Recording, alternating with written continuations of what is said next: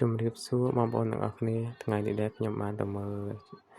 កូនឆ្កែរបស់បងម្នាក់ដែលគាត់បានប្រាប់ថាកូនឆ្កែរបស់គាត់នេះអត់បាយពី3ថ្ងៃហើយមានក្អួតទៀតអញ្ចឹងក៏ខ្ញុំបានទៅមើលទៅពិនិត្យមើលរួចខ្ញុំក៏បានធ្វើតេស្តឃើញថាកូនឆ្កែរបស់គាត់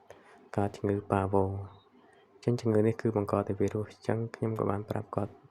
ក៏ឲ្យខ្ញុំមកទទួលមើលនៅផ្ទះ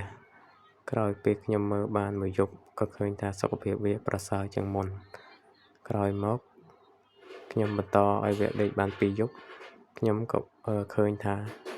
វាសុខភាពល្អហើយអញ្ចឹងក៏ខ្ញុំឲ្យម្ចាស់គាត់មកយកវិញនិងឲ្យថ្នាំលេបថែម2-3ថ្ងៃទៀត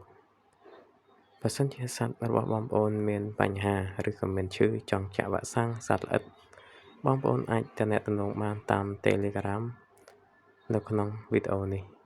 ជាចុងក្រោយខ្ញុំសូមអរគុណបងប្អូនដែលបានទស្សនាវីដេអូនេះតាំងពីដើមរហូតដល់ចប់និងខ្ញុំសូមជូនពរឲ្យបងប្អូនជួបប្រទះដែលសុខភាពល្អទៅណាមកណាសុខសុវត្ថិភាពនិងសូមអរគុណ